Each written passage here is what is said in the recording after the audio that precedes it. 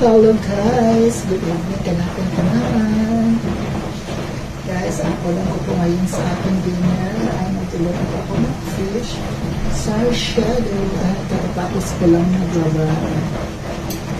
Ito na guys, ilagay natin ating scrambled egg.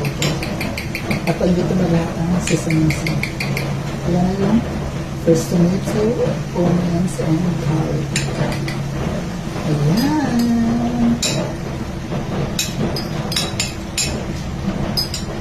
I-mix na natin siya guys.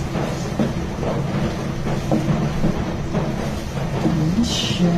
Diba? Ang sarap ng sarsa.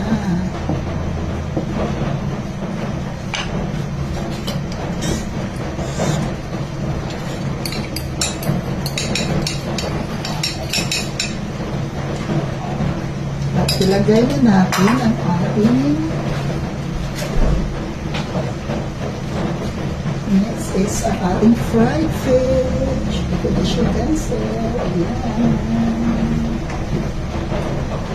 Diba? Ang sarap at ang bango niya.